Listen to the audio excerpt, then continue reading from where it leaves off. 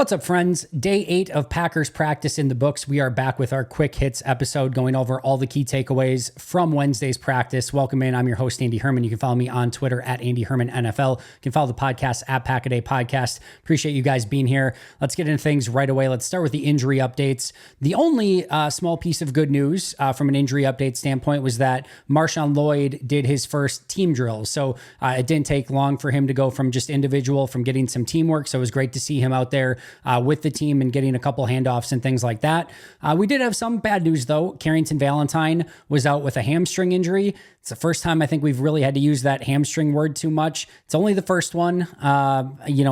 You still don't like to hear it, but hopefully it's nothing too long or nothing that lingers. But Carrington Valentine not practicing on Wednesday. Donovan Jennings also was out again with a knee injury. Remember, he had been out at the beginning of camp, came back, and now is out again, this time with a knee injury. And then the other one that is definitely of note as well, Edgerrin Cooper dropped out of practice. He had been practicing, and then the next thing I know, I saw him coming out of the Don Hutson Center, no longer wearing pads, no longer having his helmet, and he just observed the remainder of practice. So not what you want to see from your rookie second-round pick. Hopefully it's nothing major, but maybe we can get an update from Matt LaFleur on Thursday. Players that remained out injured: Tucker Kraft, Keyshawn Banks, and Deslin Alexander. So that means the players that did not practice to start were Valentine, Jennings, Kraft, Banks, and Alexander. And again, Edgerrin Cooper fell out midway through practice.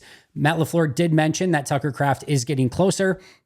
Also mentioned that Tucker is basically begging every day to start practicing again, but he has not been medically cleared as of yet. Hopefully that happens sooner rather than later. It sounds like that his pec injury happened after Zach Tom's, so he might be a couple weeks after the Zach Tom timeline. And when Tucker does get back, it might just be individual as well. And it may take some time for him to ramp up to get into team, because again, we haven't seen Zach Tom in any team activities yet, but don't want to speak on anything on that for sure because we don't know, but it could be a similar sort of situation for Kraft since he did have a very similar injury to what Zach Tom had.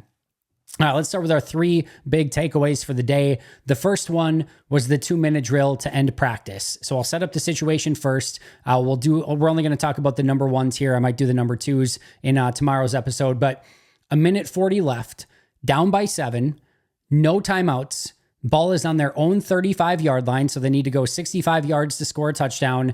1st and 10 to start things off. So one more time. 1:40 on the clock, down by 7, no timeouts, ball on their own 35, 1st and 10 to go. So here's the situation. Now we can see exactly what happened. Swing pass from Jordan Love to Josh Jacobs on the first play, 3-yard pickup, clock ticks.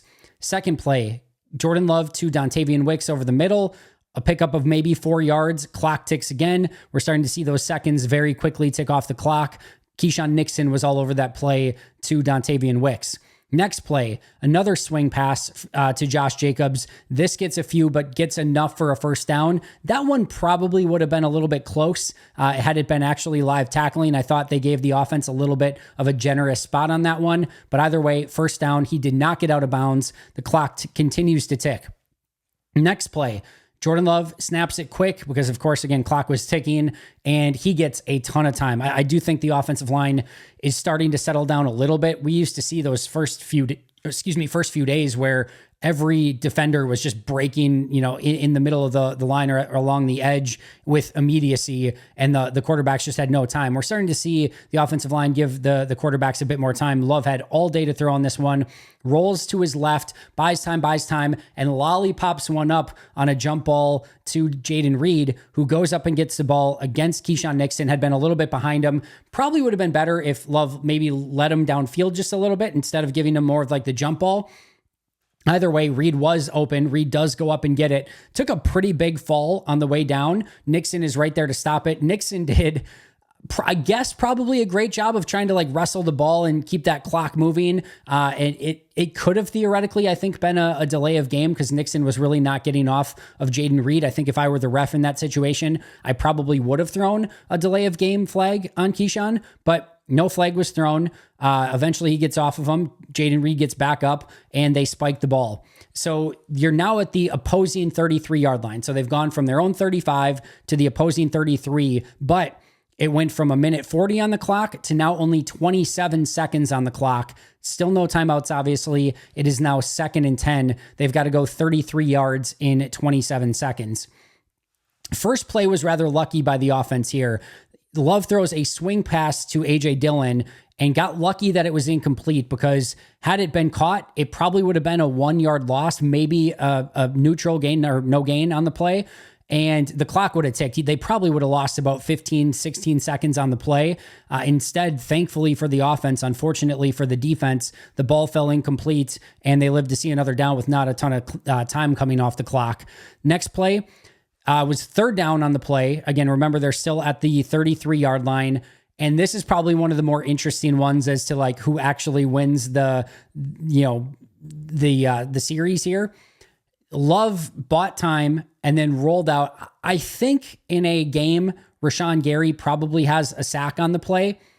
He didn't. I think he maybe let up a little bit, again, because you're not obviously going to sack the quarterback or go make contact. So Love is able to escape, rolls to his right, and then scrambles downfield, picks up 22 yards, and gets out of bounds. So like that's probably the big differentiator. If that's a sack, it's probably series over. Defense is going to win. If Jordan Love does escape, it's a 22-yard run and a 1st down with the clock stopped. So a major difference there. But for the sake of this, they're saying that Jordan Love was not sacked. They said that he got out and then, of course, made that scramble, got downfield. And now it is 1st and 10 from the 11-yard line, 13 seconds left, no timeouts. So Jordan Love's got to be a little bit aggressive going to the end zone. He does exactly that.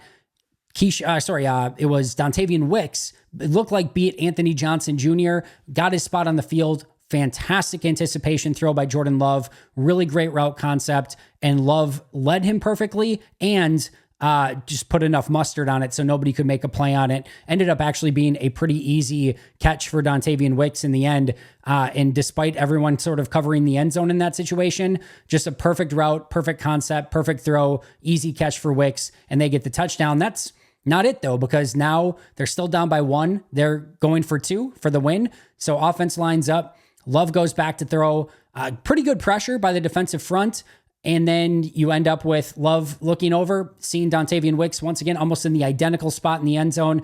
Once again, shows off his laser rocket arm, hits it in the back of the end zone. Wicks hangs on, and it is a 2-point conversion. The offense gets the win. So some good and bad here for both sides, right? I think, again, the offense gets a little bit lucky that swing pass to A.J. Dillon does not get caught, or they're going to be probably a little bit in no man's land there. May have been a sack by Rashawn Gary, which would have negated the 22-yard run, would have kept the clock running instead of Love getting out of bounds. That would have been a major change in the entire drive. There's a play early on that 3rd down where maybe Jacobs got the first, maybe he wouldn't have. That could have changed some things. I think the defense is going to go back and look. Even that last play on the 2-point conversion looked like the defense got really good pressure. Maybe there was a hold on there for the offense a little bit. I think the defense is going to see some things that they really liked on that drive. I think they're going to see some things, especially on 11 seconds left.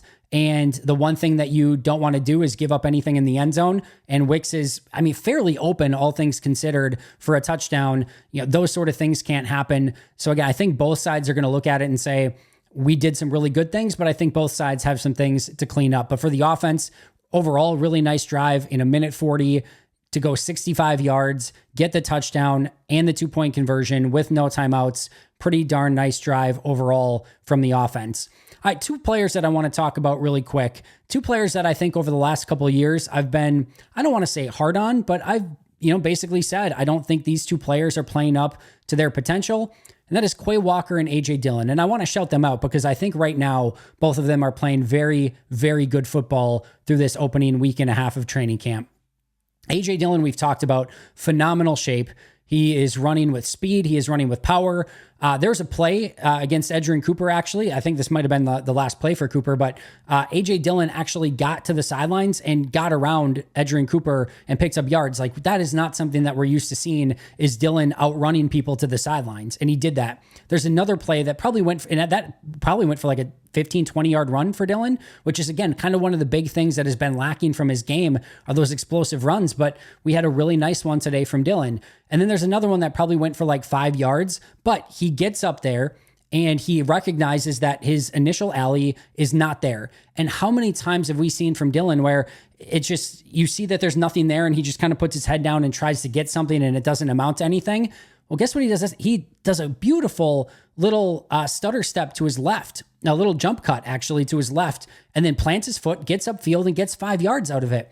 And those are the sort of things that can really differentiate A.J. Dillon. Because if he gets going in the open field, those safeties and corners don't want to see that running back coming at them with that pace. That's a game changer. And if all of a sudden some of those runs that are just, frustratingly stuffed at the line of scrimmage, if those go from, -1, 0, 1 yard runs to 4, 5, 6 yard runs, that's a huge differentiator as well. I love the way that Dylan is playing. He looks really, really good. As I mentioned, phenomenal shape, as everyone's mentioned, phenomenal shape. But we have seen players in the past come in phenomenal shape, and sometimes it doesn't necessarily mean that they're going to be better at football. There is, ripped and jacked and things like that, but that doesn't necessarily mean you're more dynamic.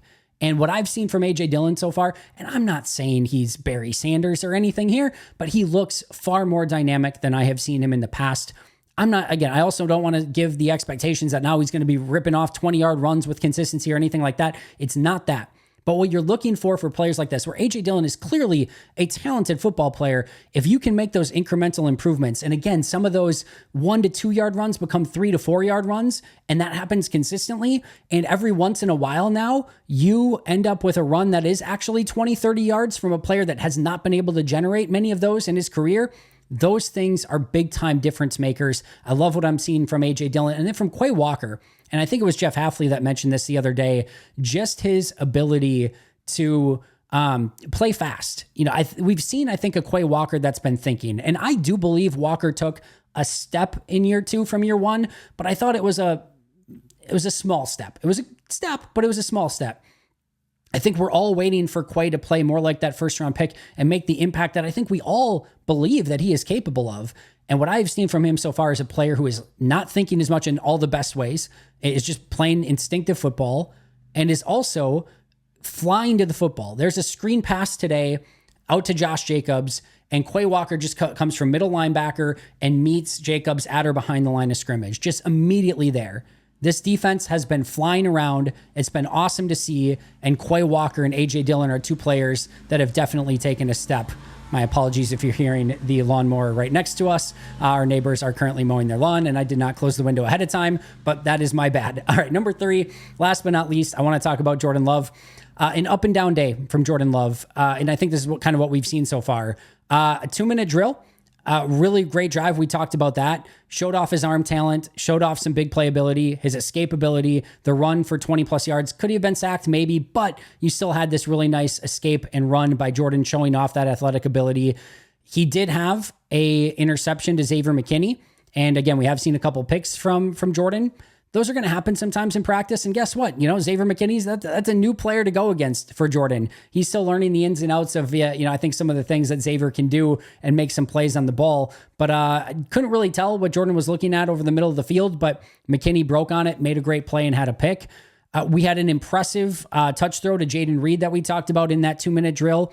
We also had a beautiful deep ball to Dontavian Wicks. Unfortunately on the play, Dontavian Wicks located the ball very late. Love put it exactly where it needed to go. It was just Wicks didn't get an eye on it. And as soon as he got an eye on it, it was basically at his hands. And then he had to stretch out a little bit for it. It went off his fingertips. Then he hauled it in, but he had to do a tumble. And as he was tumbling down, the ball fell out incomplete. Jordan could not have thrown it much better. It's just unfortunate that Wicks didn't get his eyes on it just a tick sooner. Had he have, I think it would have been an easy completion. But from a Jordan Love standpoint, that was a perfect throw. He also had one where he rolled to his right and had Luke Musgrave wide open for probably a 20-yard gain, and Love just overthrew him on the play. But you had a 40-yard beautiful strike from Love to Christian Watson, who beat Keyshawn Nixon down the field on the play, and Watson was able to once again catch it in stride for a big-time explosive play down the field on just a 9 route. And then he also had a play to open team period where just play action, Wicks coming over the middle and hits Wicks in stride for an easy pickup. So we're seeing some of these throws from Jordan that are really impressive, multiple deep balls. And I think that's my big takeaway so far from a positive standpoint. his deep ball looks much, much better. He is throwing it with confidence. He is putting the right arc on it. He's putting the right touch on it. It is a beautiful spiral. The deep ball looks much, much improved. And that is a huge takeaway. If he can continue that, that was one of the things he obviously struggled with a season ago. I think that's going to be something that he connects on much better from what we are seeing so far. And I'll just add this, and I kind of mentioned it yesterday too. I have zero concerns with Jordan so far. Yeah, there is still maybe a little bit of rust, and there's, him seeing this defense for the first, few practices where he's still kind of figuring out what this defense likes to do and how to attack it. That's all going to be fine. I think as you continue to see this offense click together, they're going to be better. And this is still very much in the offense is finding its rhythm stage of camp. If we're talking about the final week of camp and Love is maybe having some of these inconsistent plays and still throwing some picks in practice, maybe we'll have a slightly different conversation. But overall, I'm looking for the things that Jordan Love has done to improve his game, and the deep ball being one of those. And just like his overall, I think consistency throwing the ball has been much better so far. And I love to see that. Like I said, no concerns on some of the downsides. I think there's some plays that probably could have been made here and there. Those will get ironed out. Love's going to be picking up, I think, right where he left off a season ago, but maybe even completing a few more deep balls along the way, which should be another huge weapon for this offense moving forward. Like what I'm seeing, but probably need to just get a little bit more consistency as the rest of the camp goes on. All right, that's going to do it for me for this Quick Hits episode. We'll break down everything on tomorrow's show. And just a reminder as well, Hall of Fame and All-Pro members have a special members-only episode tonight. We are going to be doing a live episode if you are a Hall of Fame or All-Pro member, and you will be able to join and be on camera if you would like. If you are interested in becoming a Hall of Fame or All-Pro member, definitely make sure to check that out. Today would be a perfect day to do so. I will see you guys back here tomorrow with an all-new episode. But until next time, and as always, go Pack Go.